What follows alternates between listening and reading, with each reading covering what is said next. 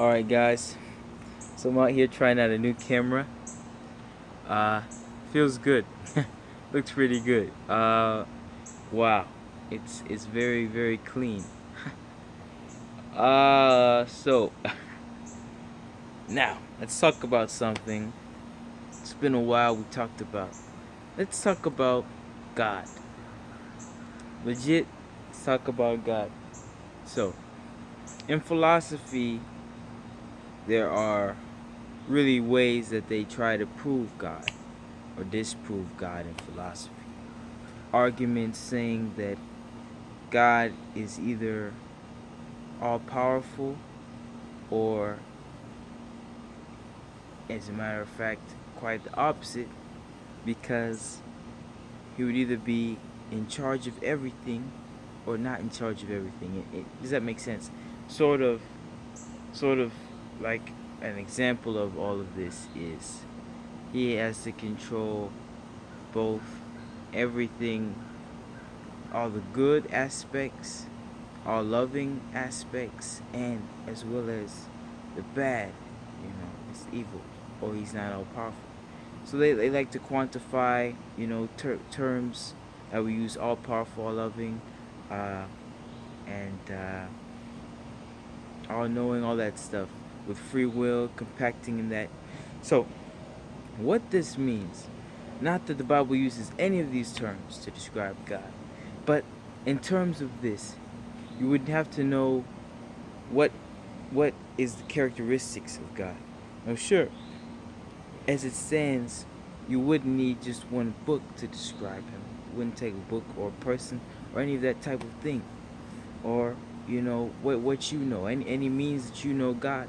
It probably takes even more to actually understand that type of reality. But without a doubt, there is definitely a purpose by design of all of this stuff. But going back to it, we know, all of us know, that we are endowed by our Creator. We know that in saying the word free will, not that the aspect is ever used, it's just a term we use to say, well, God hasn't already judged us yet. We have a chance to choose, you know, what our life can be like. In reality, yes, God is existing in the past, present, and the future. As a matter of fact, as souls, all of us exist the same way. But we were, the created thing. And you might say, so what about this Jesus character? Where does he come from? Where does he come in? Well, you must know that in theory, even though he was born into the world, Jesus had been there. He had been around since the beginning. So you look at time itself, how it moves in motion to the world. We can say that the further you go away from a certain point, time moves differently. You know, I am 3 hours ahead of Arizona. Technically, I'm in the future, based off of my location. That's actually true. You go to a different position, location, it's at a different time on this planet. But time isn't just something that happens here, it happens in space, everywhere. But other places, like heaven and hell, they don't exist in space. So, how can you have time if you don't have it in space, right? See, there is a space, but it's not in the solar system space. You know what I'm saying? It's in a metaphysical landform. So, to explain it like this at a completely different dimension, I won't say it in order, to get a lot of Looney Tune people talking, but I want to say that scientifically, we know time is also calculated distance over rate. So, all that being said, you take out the solar system, all that stuff, you have other places, where the soul goes, you know? But God Himself created these things. He created time. He is not bound by the future, the past, the present, all that stuff. He not only sees all, knows all, He controls all. The will of God, as a matter of fact, is something that it can't be stopped. The will of God cannot be stopped. Even under man's consequences, even under our restrictions, our limitations, even if you pass the human limitation of sinning and all that other stuff, you know things like God can't sin. Does that make Him not omnipotent? Omnipotent? Basically, people are claiming that because God cannot sin, He's not omnipotent. But as a matter of fact, sin is the absence of God. Therefore, it's logical to believe something to be one thing, but it's more logical to say that God is everything that is good. Every action taken by God is the action of God. To say it like it's us performing the action is not the same thing as saying God performing the action.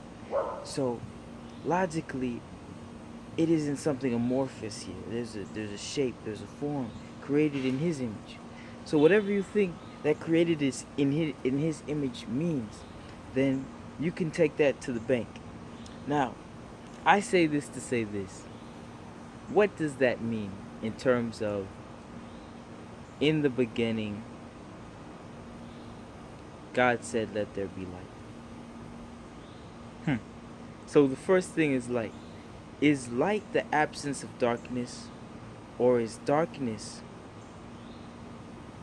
without the light? So, what is put forth first, the darkness or the light? What is put first, the death or life? So, in that saying, this is probably the most confusing video I'll ever make. Just to try the camera.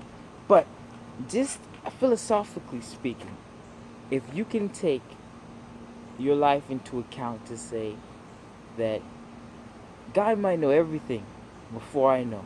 He might know the approaches of my heart before I even think about it. But does that mean I'm not in control of my own life as it stands today?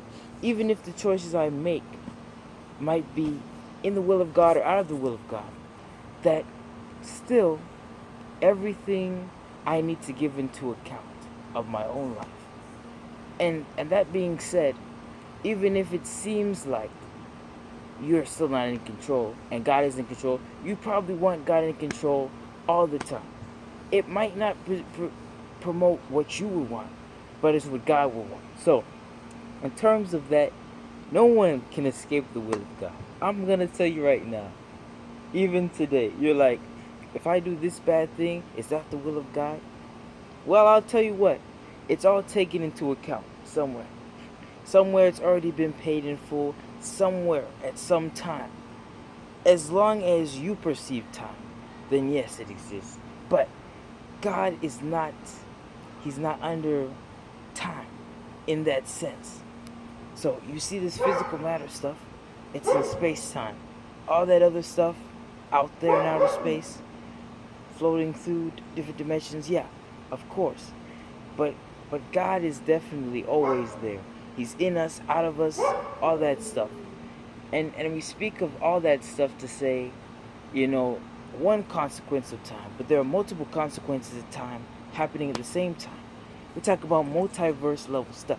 So this is adding scientific, philosophical, all that other stuff people talk about to take away from the existence of the Creator, when in fact it's all been taken into account and changed to another level, because this is this next level stuff. That stuff we don't know about. That stuff we haven't seen before. You need faith to really have the understanding of it, but to really get it, immerse yourself in the Word of God. There's no other way to explain that, because what I just explained was nonsense. I just said theoretical stuff to try to make it sound right, but it's going to sound crazy because it's supposed to sound crazy. We know we have talks of multiverses and scientific quantum mechanic and all that stuff. We know quantum physics and everything in between, how smaller things get, how bigger things can get, a repeating cycle of universes and time itself. But we also know that there is a God who created all of this in between every single circle and crevice of time and life and light. So, if that wasn't enough of what I just said, say it like this. In the beginning to the end, God knows the future, present, and time. And in fact, is in control of all that stuff. But you need to know, you have to give into account of all the things that you've done in your own conscious mind and unconscious mind. Enough said. What else can I say? That besides, thank God, thank God everywhere, all the time, every time. It's not gonna, sound simple what I'm about to say. But definitely what this video means is that there are so many complexities in life that to really just consider them all as God never sleeps or slumbers. He's really always working. You're saying today is Sunday, it's the day of rest. But if you think today, right now, that God is resting, you're highly mistaken. What does the Bible say? What does Jesus say about what his Father's doing continuously every single day? God in the form of man. Not actual man. Jesus is an actual man. He's in the form of man. That's the difference. So, understand that everything is working together for your good. Even if this sounds funky, it's because it is. It's not going to sound the way you want it to sound. The facts of reality is you shouldn't be here right now. The Big Bang shouldn't have happened if there was one. All that stuff, surviving floods and ice ages and plagues and illnesses, you shouldn't be here by now. So look at the probability of all that stuff happening scientifically, mathematically, analytically, all that stuff, computer generated. You can't even figure that out. Ones and zeros will not solve the problem. The grace of God has solved the problem in your life. So, everyone, who's seen this video, God bless you. Have a great week. Hope to see you next time, and you will see me next time. Awesome.